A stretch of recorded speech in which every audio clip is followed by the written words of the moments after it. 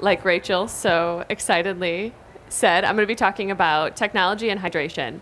And basically, I'm going to talk about how we use technology to measure hydration, to assess hydration changes during exercise, and how we could use it to give athletes recommendations and track their recommendations across their season. So I'm sure many of you know that different athletes sweat differently, depending on who they are, what sport they're participating in, and what their climate condition is that they're doing their exercise in. For example, this large football player that is doing preseason training in Florida in the summer with all of his gear on is going to sweat significantly different than this beach volleyball player who's wearing minimal clothing and doing a short competition in Chicago. However, what I think often gets overlooked is that this same football player has a different sweat profile depending on what gear he's wearing, what conditions he's being tested in, what his training status is, what his heat acclimatization status is. Similarly, this beach volleyball player would have a different sweat profile, meaning their sweating rate and the amount of sodium or electrolytes they're losing in their sweat. If she was doing training, say, indoors, or she was doing training over a longer period. So it's really important that we understand these sweat profiles so that we can give proper recommendations so that athletes can replace what they're losing either during or after their training or competition. So over the last maybe 5 years, we have set out to compile all of our sweat tests that we've done over the last 18 years. So since the year of 2000, when we started testing athletes in the same way. We use the same sweating rate methodology, we use the same sweat sodium concentration methodology using an absorbent patch. And then we took all of the athletes that had valid sweating rate data. So they didn't consume anything that we didn't track. They didn't, weigh in something different than they weighed out in. And then also any athlete that had good sweating rate data and also good sweat sodium concentration data. So their patch didn't come off. There wasn't any suspected contamination. And put it together to see how different do athletes sweat and what makes those differences. So this is the data that we collected. You can see that the sweating rate and the rate of sweat sodium loss is vastly different. So some athletes only lose really minimal amounts of fluid and electrolytes, and some lose a lot. Some athletes that we've tested lose more than 3 liters of sweat fluid per hour. And then because the rate of sweat sodium loss is the product of sweating rate and sweat sodium concentration, some of those athletes, maybe the same ones that are losing high amounts of fluid, are also losing high electrolytes. So some of them lose over 250 or 300 millimoles of sodium per hour, which is like over 6,000 milligrams of sodium every hour. And so trying to track how those changes, obviously they're different. This shows that there's a wide range. We also have a wide range of ages and both genders in this database. We have athletes tested in cool environments and hot environments, athletes tested in the beginning of their season, toward the end of season. So we have looked to see what are the major factors. And we found that exercise intensity and the climate are 2 of the biggest factors determining how athletes' sweat profiles change over the course of their season. And really, I think for us and for practitioners, we can say we know that that's a big deal. We know that athletes should replace what they're losing. But to the athlete, sometimes they don't care. And I'm going to show you something that I think we can use to show them that it matters and they should care. Sorry, I'm getting ahead of myself. This actually, we're going to talk about how we use it. So when we test athletes, we will show them their pre-hydration or pre-training hydration status. We'll also give them information on how much sweat fluid they lost. And then we use the absorbent patch technique and then correct it to whole body to give them their sweat sodium concentration and sweat sodium losses. And then what I think is the best thing for the practitioners is give them recommendations on what these athletes should take in to replace some of those losses. If we have that athlete that is losing 3 liters of sweat fluid an hour, we're never going to say you should take in 3 liters of fluid to replace that, because we know they can't. We know they can't absorb it. We know It would cause a lot of issues. So we're trying to give them recommendations that would get them the carbohydrates they need during that time, the fluid as much as they can tolerate, up to 100% replacement, but usually trying to stay, if we can, within a 2% body mass change or body mass loss. And then electrolytes as well. And that'll depend on how much sodium they're losing. Now, this is what I was talking about, what I think could be the why for the athletes. So last year, our group published a meta-analysis looking at different studies that tested dehydration in athletes. So athletes that either replaced everything they lost or didn't replace, up to 2% body mass loss, and factors of cognition. So they did cognitive tests, they did skill sport tests, they did physical performance, which would be like lateral jumping or lateral movements, jumping, sprinting, high intensity running, and then fatigue. And you can see in the dark green that shows how many studies showed decrements with dehydration. So for cognition, 71% of the studies that we looked at or that tested this showed decrements in cognition. For skill, 46% saw decrements. Physical performance, there was 57% decrement, but then fatigue, almost every study, 92% of studies found that when athletes didn't replace the fluid that they were losing, they felt more fatigued. And I think some of these, specifically skill and physical performance, are hard. The sensitivity of those tests aren't very strong, so actually seeing a difference is challenging. So those may actually be more impacted by hydration than this is actually showing. However, testing and figuring out what these athletes need and replacing their losses can be challenging. It can be expensive, it can be labor intensive, and it can be time consuming. How we do it right now, and we would say there's really no gold standard for field testing, but the best way to do it is to take an athlete's body mass change, correcting for any fluid they take in and any urine or stool that they're losing during exercise, so that you can see how much sweat fluid or approximately how much sweat fluid they're losing. And ideally, you would have an athlete step on a scale, drink and eat what they want during practice, and then step on the scale afterwards, and they'd weigh the same. That'd be a perfect scenario where they're replacing what they need during exercise. Almost never happens. It's very hard to get to that point, but that's our ideal scenario.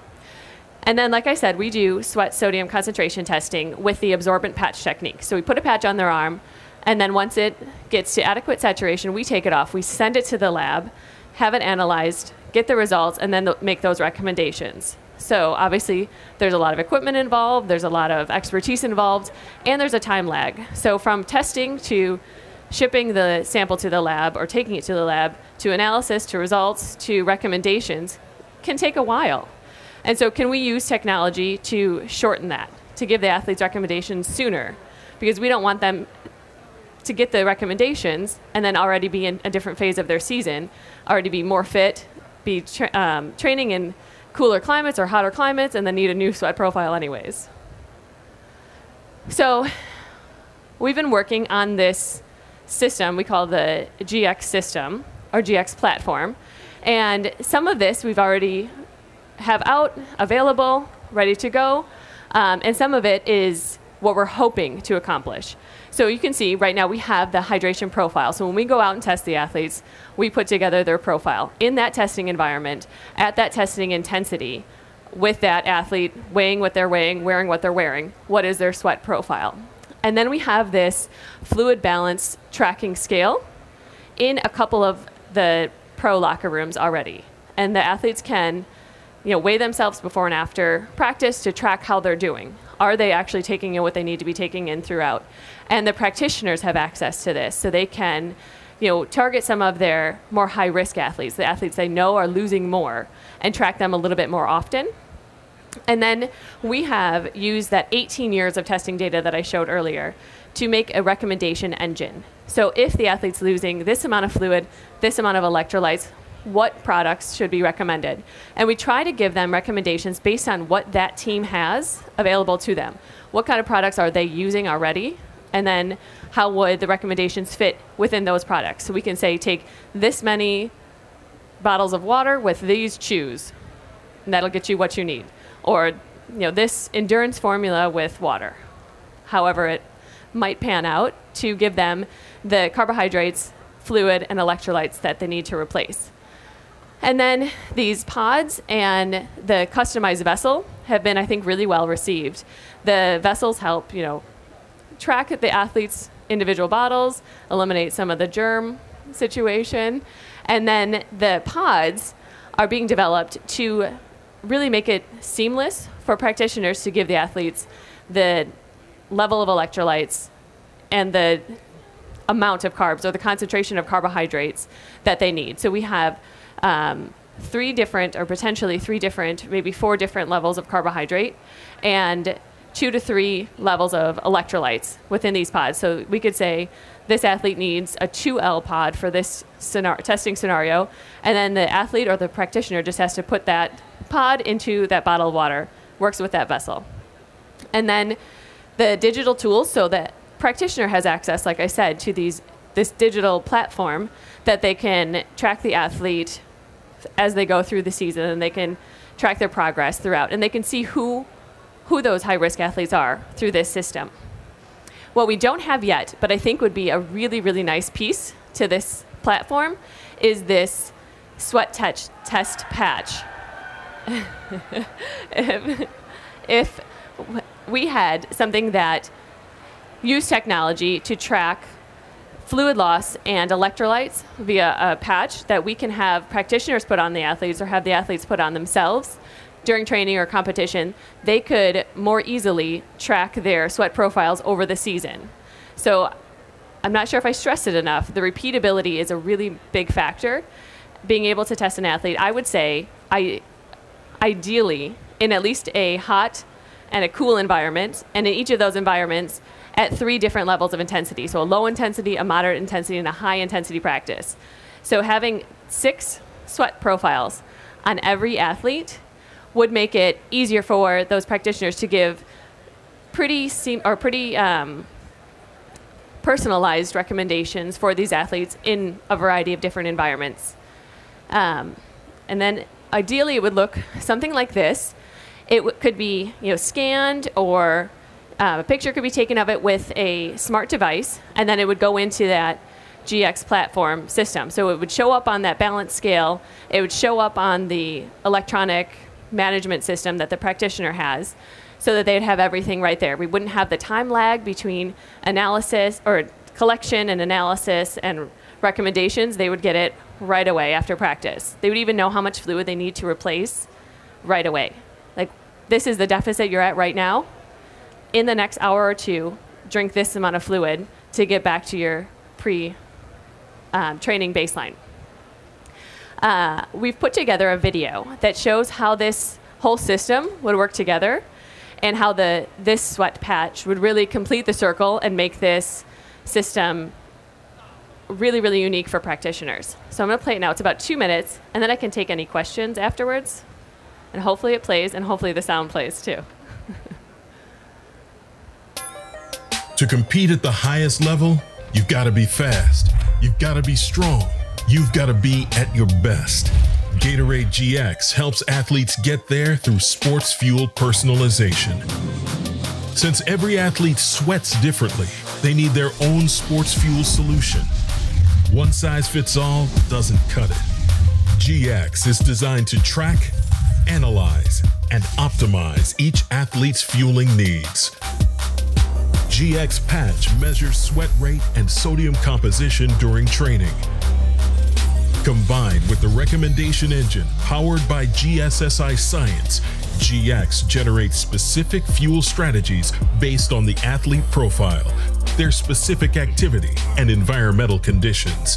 GX pods deliver each athlete their own personalized sports fuel solution.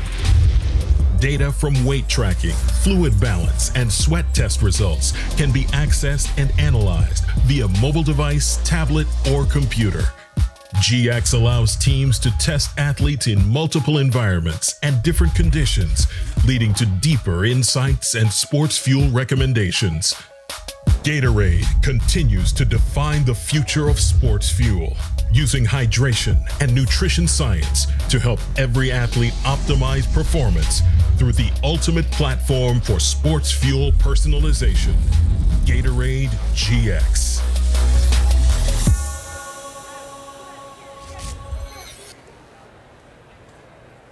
So something else I didn't mention enough or didn't stress on enough, not only would this give us the repeatability to test athletes on more occasions, it would also give us a larger reach to more athletes. So right now, how our process goes, we're getting requests from teams all the time for sweat testing. Everyone wants to have these sweat profiles on their athletes to give their athletes customization, but there's not enough of us, and we can't be everywhere. We can't be on the same team 6 different times across their season. So I think this system would help us reach not only all of the teams that are currently asking for requests, but eventually maybe even the local high school teams would have this access and be able to give their athletes these customized replacement plans. Does anyone have any questions I can answer on this system or on our progress? Does anyone want to know anything more about sweat normative data?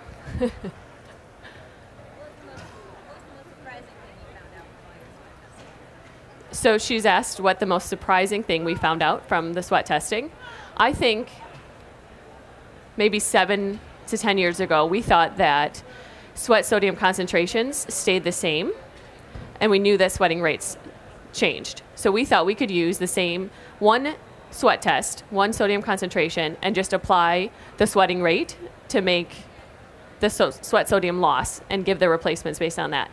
But we've now found that typically, as sweating rate increases, sweat sodium concentration increases too.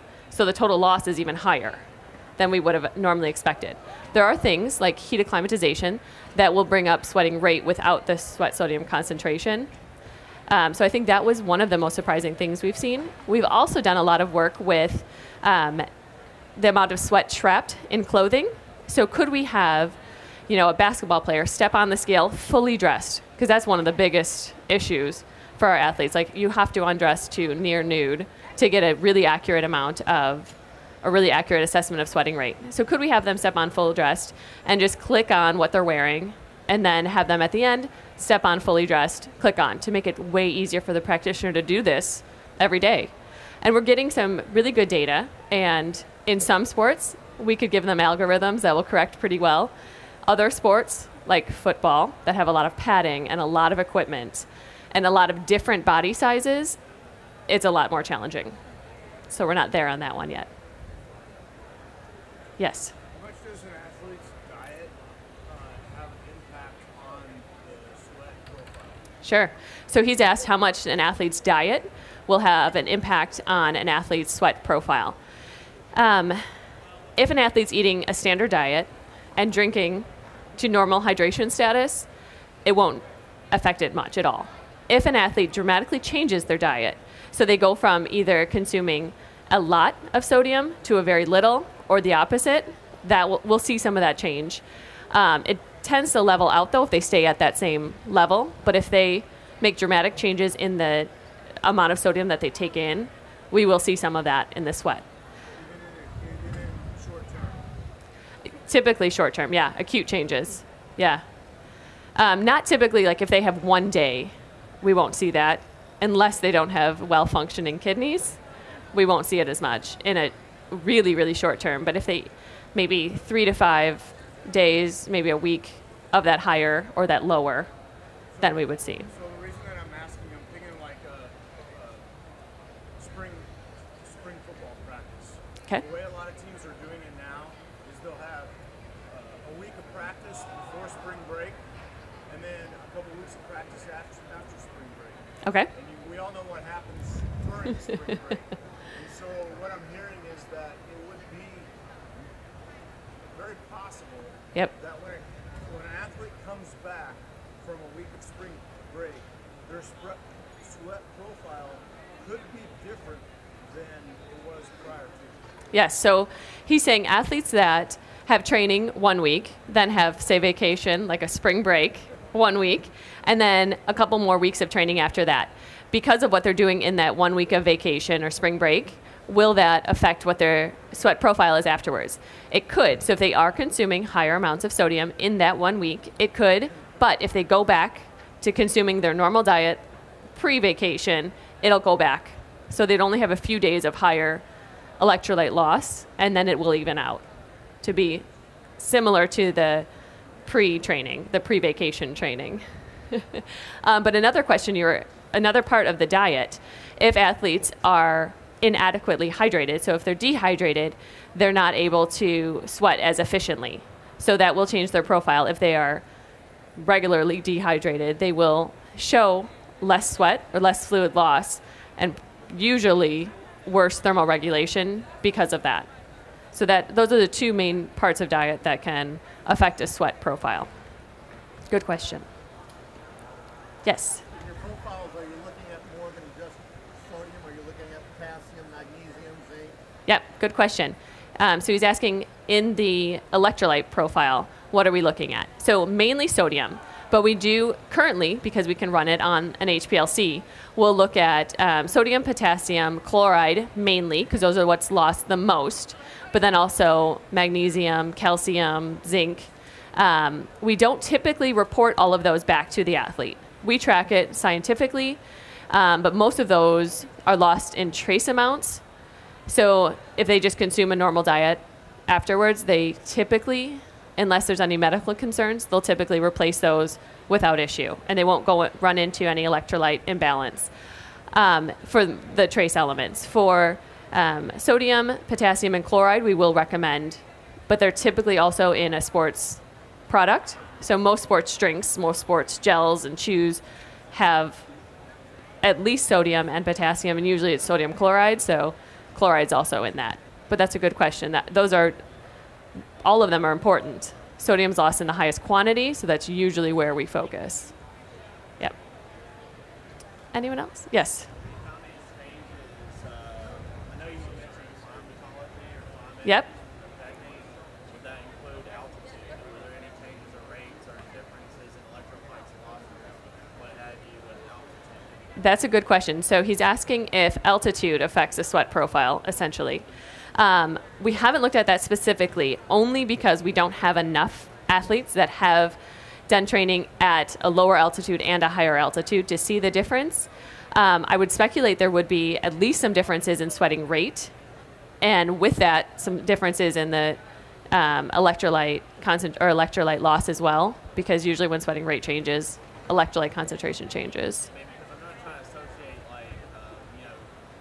decreased oxygen percentage and metabolic rate, but there could be, some kind of, maybe not causation, but like association between metabolic rate Yeah. with altitude and sweat rate. Right. So presumably, if an athlete's fitness status affects how much they're sweating or how much electrolyte they're losing, then at the altitude with a metabolic change, there would also be, presumably, I can't speak to it because I don't have that data. Yeah. That's a really good question as well. Okay, if there's no other questions, I'll just step over here, and if anyone wants to ask anything afterwards, I'll be here.